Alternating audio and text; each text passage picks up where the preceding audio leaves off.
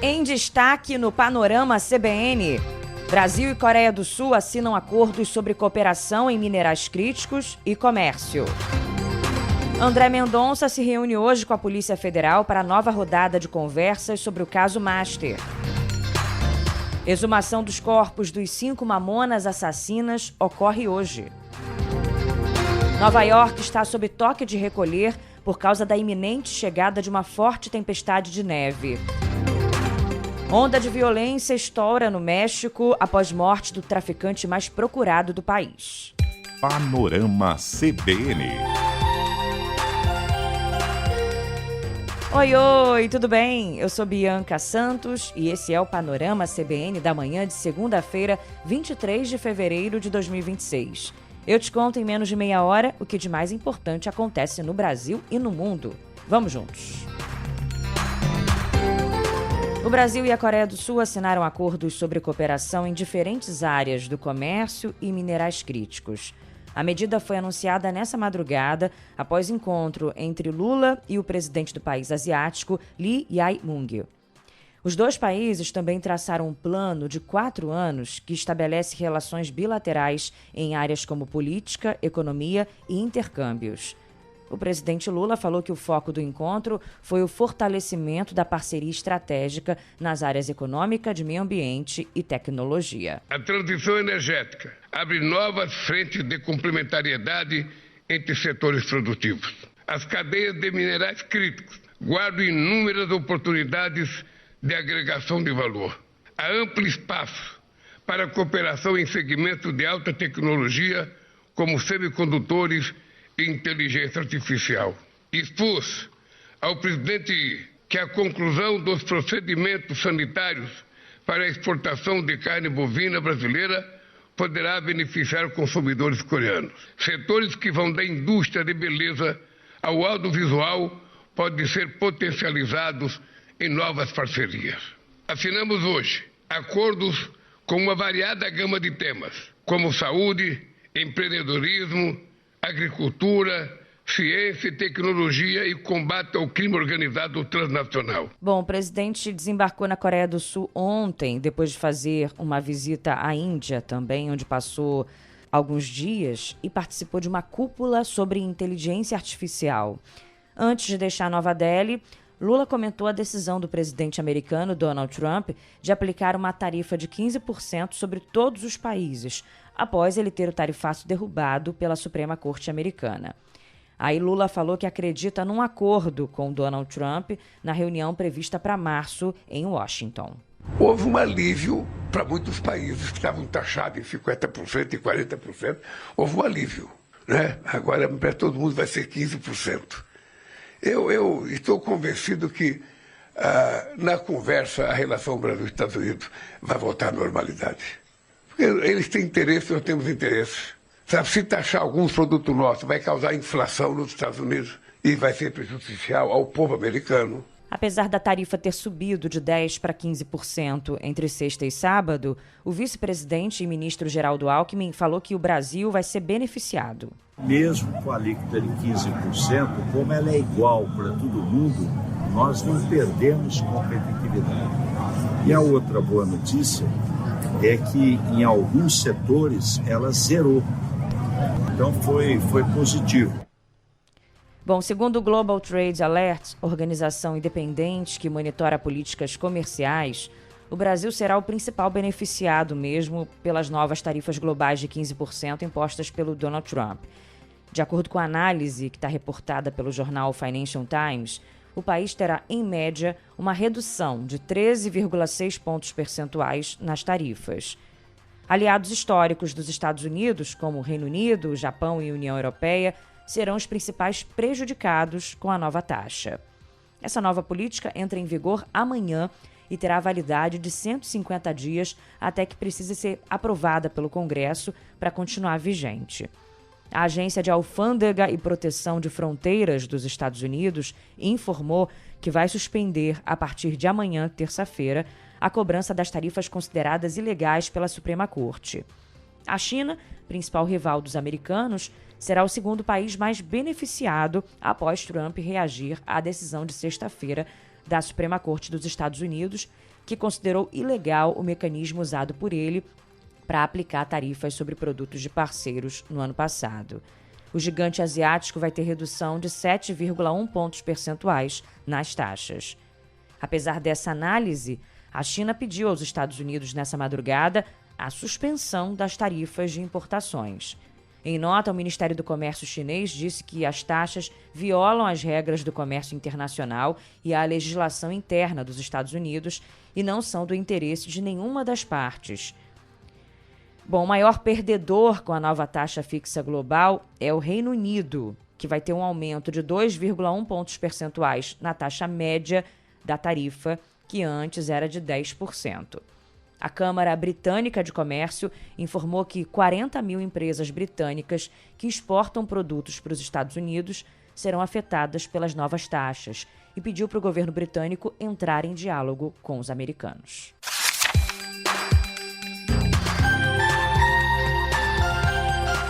Caso Master agora. O relator do caso no Supremo Tribunal Federal, o ministro André Mendonça, convocou para hoje uma reunião com delegados da Polícia Federal responsáveis pelo inquérito.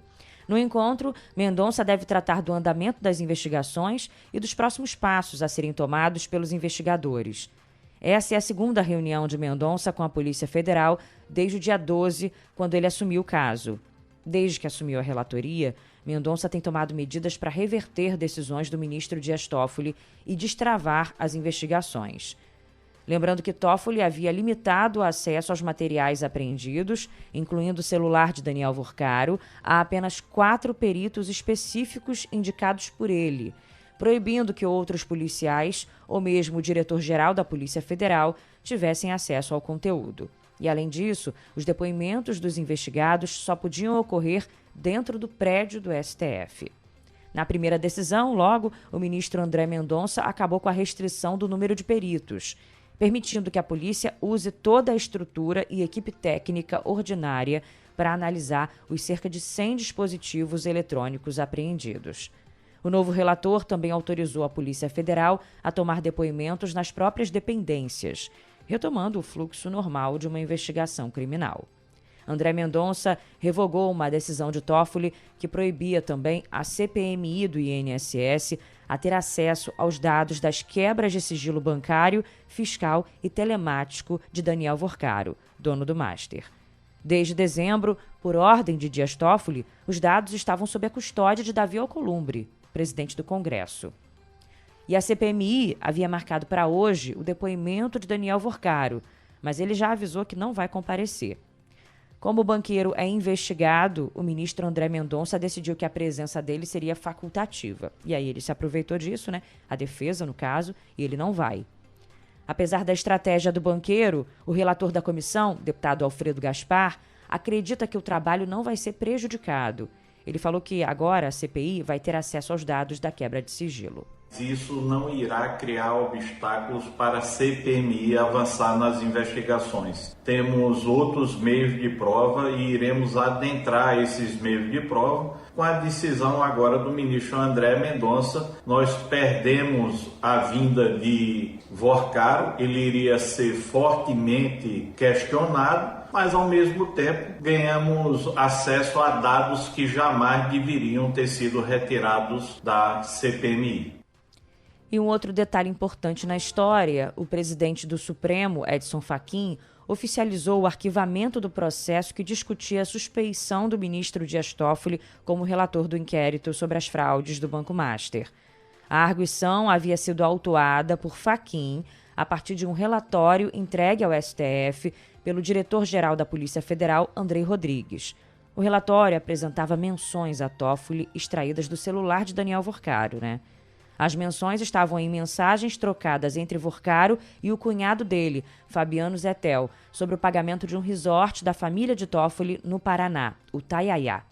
No dia 12, eles convenceram Toffoli a deixar a relatoria, mas endossaram as decisões dele e disseram que não há motivos para que o magistrado fosse declarado suspeito.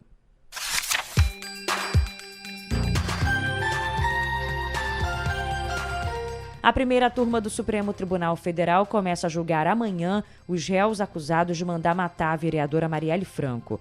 No dia 14 de março de 2018, Marielle foi assassinada a tiros no Rio de Janeiro, junto com o motorista dela, Anderson Gomes.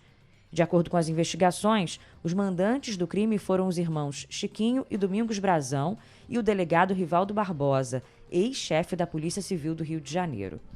Também estarão no banco dos réus o major da Polícia Militar, Ronald Paulo Alves Pereira, e o PM Robson Calixto Fonseca, ex-assessor de Domingos Brazão. O ex-deputado Chiquinho Brazão está em prisão domiciliar com uso de tornozeleira eletrônica no Rio de Janeiro. Ele obteve essa concessão do STF em abril do ano passado por razões humanitárias, devido a um quadro grave de saúde. Ele tem cardiopatia. Domingos Brazão permanece preso preventivamente em um presídio federal, atualmente na unidade de Porto Velho, em Rondônia. Ele era conselheiro do Tribunal de Contas do Estado do Rio de Janeiro e já estava afastado do cargo anteriormente por outras investigações. E a Justiça da Paraíba condenou o influenciador Ítalo Santos e o marido dele, Israel Vicente, por produção de conteúdo pornográfico envolvendo adolescentes. Ítalo foi condenado a 11 anos e 4 meses de prisão. Já Israel, que é mais conhecido como Euro, foi condenado a 8 anos e 10 meses de prisão. Além da pena de prisão, a Justiça também fixou uma indenização por danos morais no valor de R$500 mil. A defesa anunciou que vai recorrer da decisão.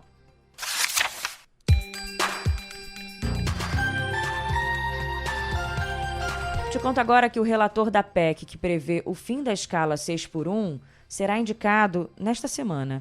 O anúncio foi feito ontem pelo presidente da Câmara, Hugo Mota.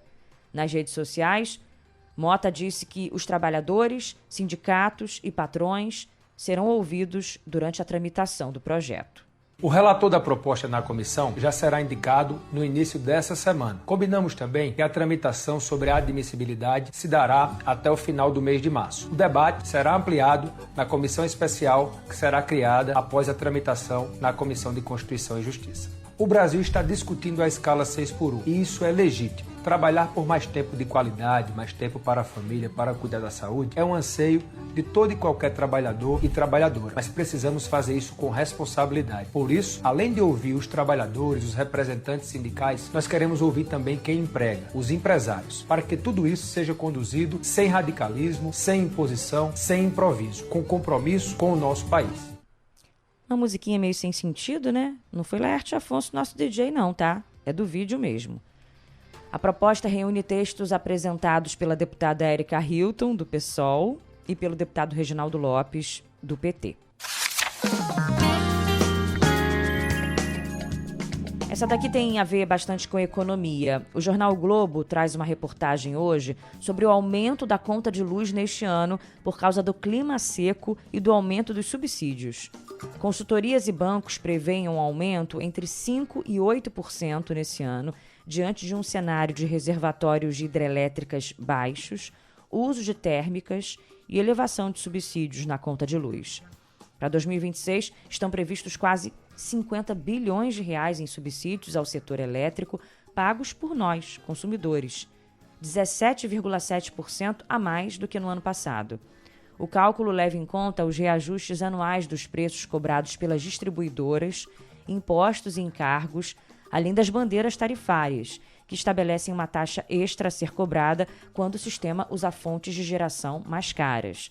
Hoje, por exemplo, está em vigor a bandeira verde, sem cobranças a mais. Só que a possibilidade do fenômeno El Niño, que aquece as águas do Pacífico, causando seca no norte e no nordeste do Brasil, pode mudar esse cenário.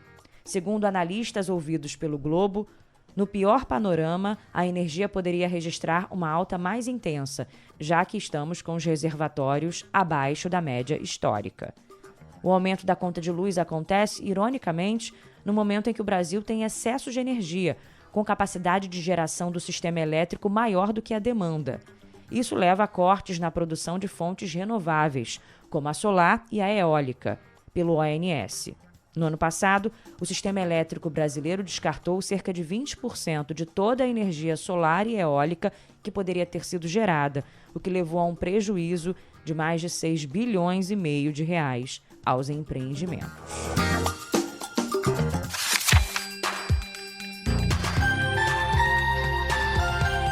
Essa notícia aqui está despertando a curiosidade de muita gente.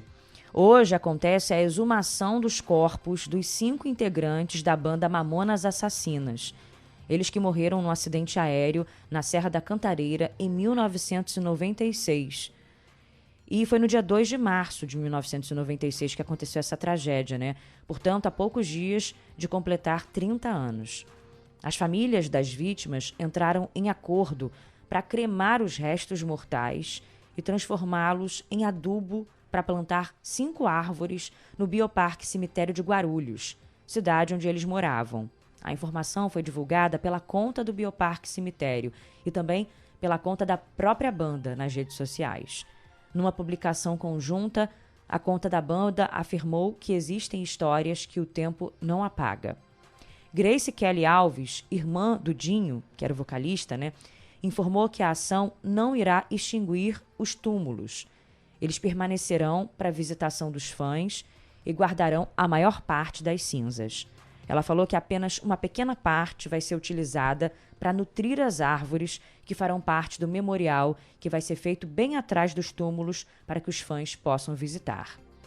Lembrando que a banda Mamonas Assassinas divertiu o país com um visual escrachado e letras debochadas que na maior parte das vezes carregavam críticas e veladas, O grupo estava no auge do sucesso quando foi vítima dessa tragédia, às 11h15 da noite do dia 2 de março de 1996, uma noite de sábado. O avião que os músicos, a equipe técnica, o piloto e o copiloto viajavam colidiu com a Serra da Cantareira, na zona norte da Grande São Paulo. Todos morreram.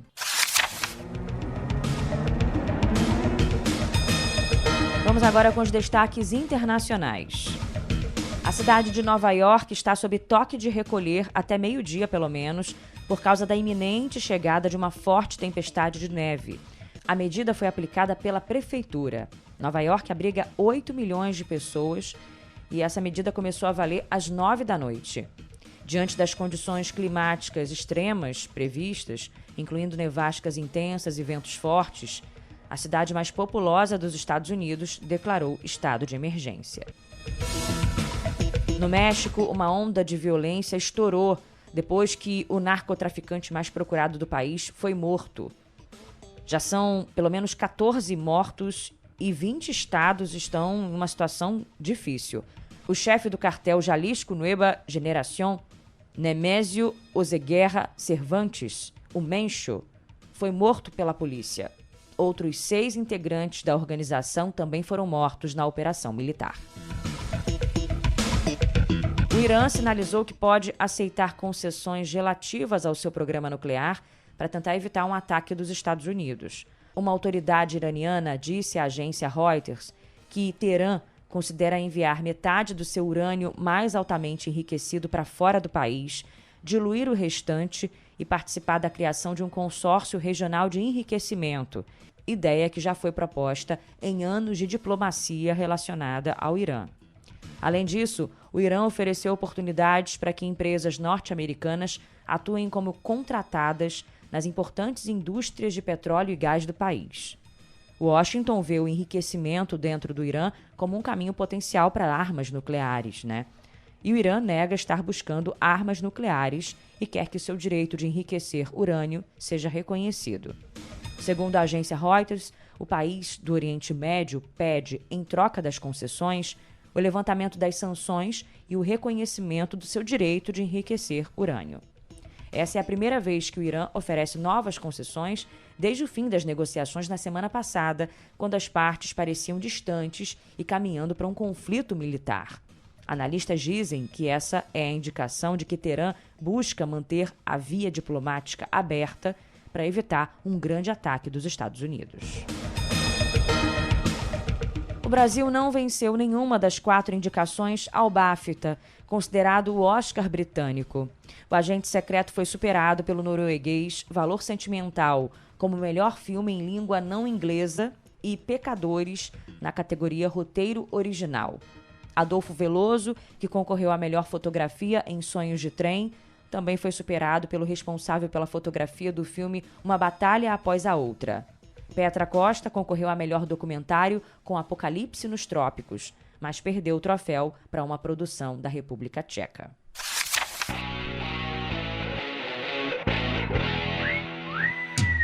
Agora o futebol.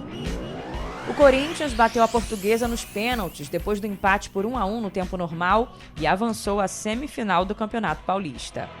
O Alvinegro vai enfrentar o Novo Horizontino, que fez 2-1 no Santos e eliminou o time de Neymar. A outra semifinal será entre São Paulo e Palmeiras, que eliminaram Bragantino e Capivariano no sábado. No Rio de Janeiro, o Fluminense venceu o Vasco por 1-0 e o Flamengo derrotou o Madureira por 3-0 no primeiro jogo da semifinal. As partidas decisivas do Carioca serão no próximo domingo e na segunda-feira. E depois da derrota do Vasco, o técnico Fernando Diniz foi demitido. Nos jogos de ida das semifinais do Campeonato Mineiro, o Cruzeiro venceu o Pouso Alegre por 2-1 e Atlético e América empataram por 1-1. No próximo fim de semana, os times decidem quem passa para a final. No Rio Grande do Sul vai ter Grenal nos próximos 2 domingos para decidir o título do Campeonato Gaúcho. Ontem o Grêmio avançou ao vencer o Juventude nos pênaltis, depois do empate por 1-1 no tempo normal, e vai enfrentar o Inter, que goleou o Ipiranga por 4-0. Brasil! Os tenistas João Fonseca e Marcelo Melo foram campeões do Rio Open na chave de duplas. Os brasileiros venceram uma dupla formada por um holandês e por um alemão por 2-1 de virada. No torneio de simples, o campeão do Rio Open foi o argentino Tomás Echeverry, número 51 do mundo. Aos 26 anos, ele faturou o primeiro título de ATP na carreira ao vencer o chileno Alejandro Tabilo de virada por 2-1 na noite de domingo, em jogo de mais de 3 horas. E o Brasil terminou os Jogos de Inverno na inédita 19ª posição, com o ouro de Lucas Pinheiro no slalom gigante. Foi a primeira conquista brasileira e sul-americana em Olimpíadas de Inverno. O rei dos jogos foi o norueguês Johannes Laebo, que conquistou 6 medalhas de ouro em 6 provas disputadas no esqui cross country. Ele se tornou o primeiro atleta a atingir essa marca em uma única edição de inverno. A Noruega, puxada pelo desempenho do atleta, terminou na primeira posição dos Jogos, com 18 ouros e um total de 41 medalhas. Completam a lista das 5 principais potências Estados Unidos, Holanda, Itália e Alemanha. A próxima edição dos Jogos de Inverno será nos Alpes franceses em 2030.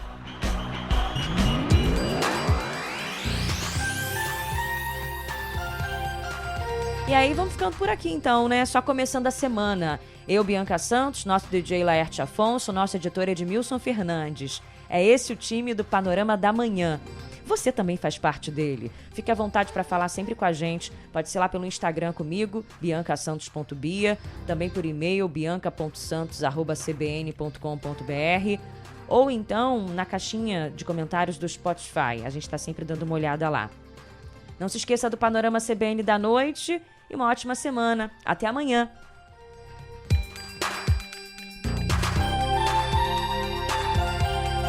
Panorama CBN. As principais notícias do dia em menos de meia hora.